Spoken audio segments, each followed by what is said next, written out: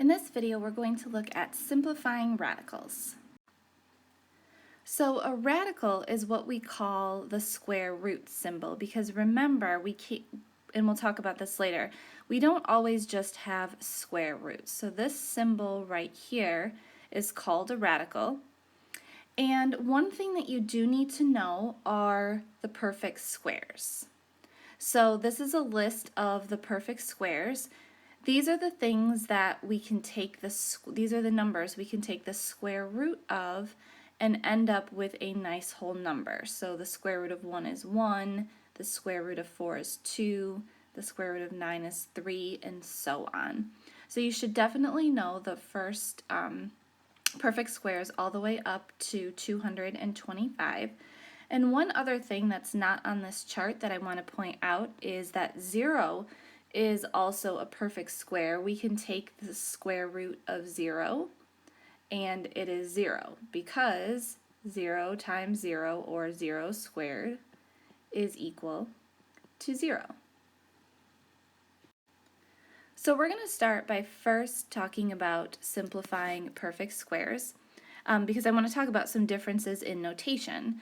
So first, let's look at the square root of 49. When it's written like this, it's assumed that we want the positive square root. So the square root of 49 is 7. Now, if it's written like this, negative square root of 49, that means that we want the negative square root, which would be negative 7. One thing you need to remember is that all numbers have two square roots. So the square root of 49 could be 7, or it could be negative 7, because if we multiply negative 7 by itself, we get positive 49. So we always have two possibilities for square roots. If we have the negative under the radical, square root of negative 49, this is not a real number. There's no way we can multiply two real numbers together and get negative 49 and have them be exactly the same, because remember, it has to be a number multiplied by itself. We'll talk more about negatives under a square root and how we're going to deal with those in a little bit. Those are called complex numbers. And then the last example I want to show you in regard to just perfect squares is if we have a fraction under a radical, so let's say 25 over 36. With all fractions, the first thing you want to do is simplify, but in this case, there's no simplifying that can be done. So with radicals, the way that we work is we can think about this as the square root of 25 over the square root of 36. So this would be 5/6, and that would be our final answer. And again, we're going to assume they want the positive square root. So we can also have perfect square expressions, which means that we have variables. So for example, the square root of x squared is x, because x times itself is what gives us x squared. Another example would be x to the fourth. We can take the square root of x to the fourth, it's a perfect square, and that would be x squared, because x squared times x squared would give us x to the fourth. We could take the square root of x to the sixth, and that would be x to the third, because x to the third times x to the third would give us x to the sixth. And we could keep going. So what you'll notice about these is that all of my exponents are even. So anything with an even exponent is a perfect square.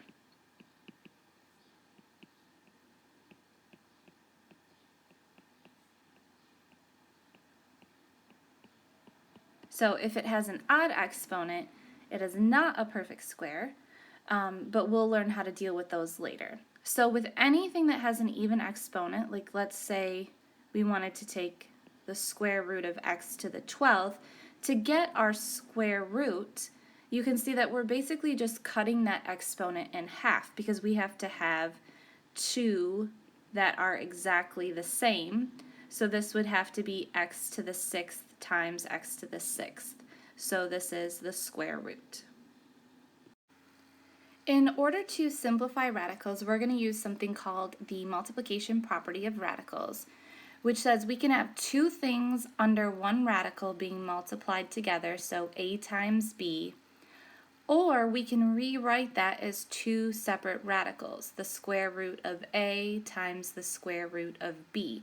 So these two things are equal, which means we can interchange them whenever we want. We can write it all as one radical or break it apart into separate radicals. So let's start by trying to simplify the square root of 48. Now 48 is not a perfect square. So what we want to do is look for the biggest perfect square that we can divide 48 by. So your first thought might have been 4. But 4 is actually not the biggest perfect square that we can divide 48 by. And if you're not sure, then you need to grab a calculator and start checking. Check 4, check 9, check 16, check 25, check 36. And after that, the next one is 49, and it's too big. So the biggest one that actually divides 48 is 16. So we can rewrite 48 as the square root of 16 times the square root of 3. Now 16 is a perfect square, so we can go ahead and take the square root of that, which is 4. 3 is not a perfect square, so it will just stay under the radical. So we will simplify this down to 4 square roots of 3, and that's how we would read that. Let's look at one with variables. Let's look at x to the 5th. Now remember, in order for something to be a perfect square, it has to be an even number. So the biggest even number we could get out of 5 is 4. So we could break this apart into the square root of x to the 4th times the square root of x, because remember, with exponents we add them. Then x to the 4th is now a perfect square. The square root of that is x squared. This is an x to the 1st. It's odd, so it has to stay under the radical. We can't break it down any further. So this would simplify down to x squared square roots of x. Now let's look at the square root of 125 x to the 3rd. So we're going to start with the 125, and we're going to look for the biggest perfect square we can divide that by, which would be 25. So 125 breaks apart into the square root of 25 times the square root of 5. Then we're going to work with the x cubed. So the biggest even number we can get out of 3 is 2, so this will be x squared times x, both still under radicals. Now we have to go through and take the square roots of the perfect squares, so 25 is a perfect square, and x squared is also a perfect square, so its square root is x. And then the 5 and the x are not perfect squares. We can't take their square roots, so we leave them under the radical. So this is actually 5x square roots of 5x. We'll look at a few more. So let's look at the square root of 160b to the 11th. So again, we're looking for the biggest perfect square we can divide 160 by, and if you're not sure, don't guess, please check with your calculator. So this actually breaks apart into the square root of 16 times the square root of 10. And then for b to the 11th, the biggest even number I can get out of 11 is 10, so b to the 10th times b. And then we'll take the square roots of the perfect squares, so 16 is a perfect square, its square root is 4. B to the 10th is a perfect square, its square root is b to the 5th. And then this 10 and this b are not perfect squares, so they stay under the radical. So 4b to the 5th square roots of 10b. Okay, last example, we will look at the negative square root of 250xy cubed. So that negative is going to stay out in front. Remember, it means we want the negative square root. We'll break 250 apart into the square root of 25 times the square root of 10. Now with the x, there's nothing we can do. It's an x to the first, so we can't break that apart, so it's just going to say the square root of x. And then with the y to the third, the biggest even number we can get out of 3 is 2, so y squared times y. And then we'll go through and take the perfect squares, so 25 is a perfect square, its square root is 5. Y squared is a perfect square, its square root is just y. And then the 10, the x, and the y are not perfect squares, so they stay under the radical.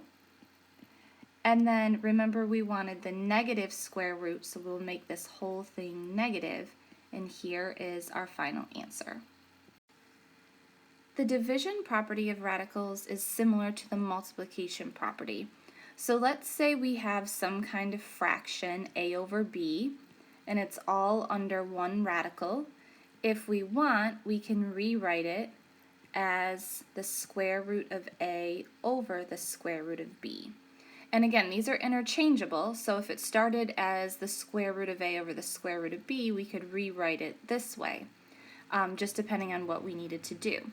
But the most important thing to remember when you're working with the division property of radicals is you need to simplify the fraction first if you can. So just like regular fractions, everything needs to be simplified. So let's start with the square root of 11 over 49. So we can see that there's nothing I can do to simplify this. There's nothing I can divide both 11 and 49 by. So I'm going to rewrite it as the square root of 11 over the square root of 49. I can't take the square root of the 11 because it's not a perfect square, but I can take the square root of the 49. So I can simplify this to the square root of 11 over 7. Next, let's look at the square root of 50 over the square root of 2. Now this one is written as two separate radicals, but if you look at that fraction, you see that we can easily divide 50 by 2. So what we can do is stick everything under one radical instead, so that we can go ahead and simplify by doing 50 divided by 2 to get the square root of 25. Well, now we just have a perfect square, so this is equal to 5. Let's look at one more. Let's look at the square root of 12b to the 4th over b squared. So again, because we have b's in the numerator and the denominator, we need to simplify this first. So remember, with division, we subtract those exponents. So this would give us the square root of 12b squared. Now b squared is a perfect square, but 12 is not, so we need to break 12 apart into 4 times 3. Again, we need one of those numbers to be a perfect square, so we wouldn't want to do 6 times 2 because that doesn't help us. 6 and 2 are not perfect squares. And then we still have the b squared. So we will take the square root of the 4, which is 2, the square root of b squared, which is b, and then this 3, which is not a perfect square, stays under the radical. so 2b square roots of 3. Next, we're going to talk about perfect cubes and cube roots. So with cubes, it means we have 3 things that were multiplied together to get a certain number, like 1 or 8 or 27. And one thing I want to point out that is not in this chart is that we can have negatives under cube roots. So for example, I could take the cube root of -1 and it would just be -1, because if I multiply -1 times -1 times -1, remember with a cube root there needs to be 3 of them, I get a -1. So anytime we have an odd root, we can end up with a negative number. So the same thing would be true with the cube root of -8. This would be equal to -2. Again, because if I multiply -2 times -2 times -2, I would get -8. So all of these positive cube roots also could be made negative. So the cube root of -27 would be -3. The cube root of -64 would be -4.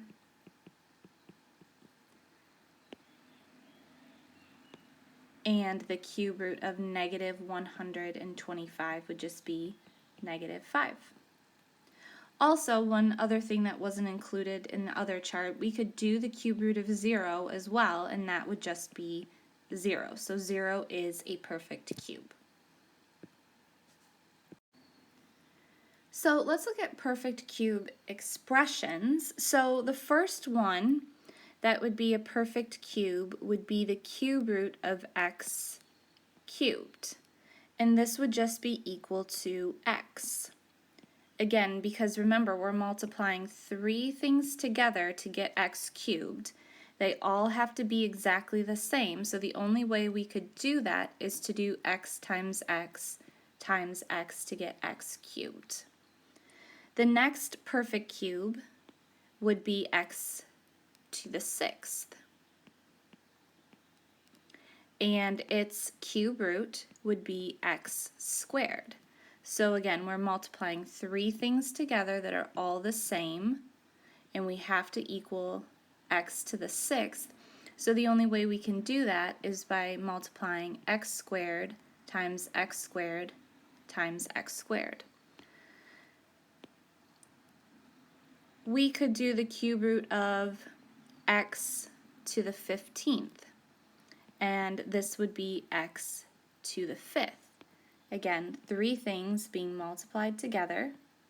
They have to equal x to the 15th, and they all have to be the same. So we would have to do x to the 5th times x to the 5th times x to the 5th. So one thing you might notice is if we look at the root and the exponent, 3 divided by our root of 3 is 1. 6 divided by our root of 3 is 2. 15 divided by our root of 3 is 5. So as long as something is evenly divisible by 3, then it's going to be a perfect cube. So using that idea, we could do the cube root of x to the 21st.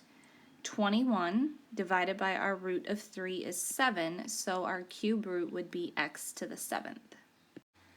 So we're going to simplify some cube roots just like we simplified square roots. So the first one we're going to look at is the cube root of 640. So again, we're looking for the largest perfect cube we can divide 640 by. So this ends up being broken apart into the cube root of 64, because 64 is a perfect cube, times the cube root of 10. Then we can take the cube root of the 64, which is 4, and then this 10 has to stay under the cube root, so we will have 4 cube roots of 10. Let's say we have an expression with variables that isn't divisible by 3, so let's say x to the 11th. So we want to start by saying what is the biggest multiple of 3 we can get out of x to the 11th, and that would be x to the 9th. So 9 is a multiple of 3. And then if we had 11 and we took out 9, that would leave us with 2, so the cube root of x squared. So then we can go ahead and we can take the cube root here. So remember 9 divided by the root, that will give us x to the 3rd. And then because this x squared is not a multiple of 3, it's not a perfect cube, so it stays under the radical. So x cubed, cube roots of x squared. We'll look at one more. Let's look at the cube root of negative 16 x to the 5th y. So the biggest perfect cube we can get out of 16 is 8, and we're actually going to go ahead and make that a negative 8 because we can take the cube root of negative 8, so this would be negative 8 times positive 2. For x to the 5th, the biggest multiple of 3 we can get out of 5 is just 3. So this would be x cubed times x squared. And then the y is to the first power, so there's no way for us to break it down, so it just stays y. Now we can take the cube root of the negative 8, that is negative 2.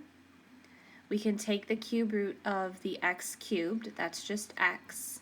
And then everything else that is not a perfect cube would just go back together under one radical. So 2x squared y. So the last thing I want to talk about are rational exponents, which are another way to write radicals. So a rational exponent means we have an exponent that is a fraction. And so the rule is that we could have the nth root of x to the m power, and we could rewrite that as x to the m over n power. So in our rational exponents, the exponent is the numerator and the root is the denominator. So for instance, I could write 9 1/2, so this is a rational exponent, as a radical. The denominator is my root, so this would be the square root. And then the numerator is my exponent, so this would just be 9 to the 1st, or 9. And then from there, I could just simplify that. The square root of 9 is 3. Another example is that we could have negative 64 to the 1/3 power. So again, the denominator is my root, so this would be a cube root. And then it would be negative 64 to the 1st power. And I could take the cube root of that, it would be negative 4. Now I could take something that's written as a radical and rewrite it as a rational exponent. So let's say I had the 4th root of x to the 3rd. So when I go to rewrite this, I have x. The exponent is my numerator and the root is my denominator. So this would be x to the 3/4. I could do the same thing with numbers. I could have the cube root of 18. So I could rewrite that as 18. And then remember, this really has an exponent of 1. So that's my numerator. And then my root is the denominator. So this would be 18 to the 1/3 power.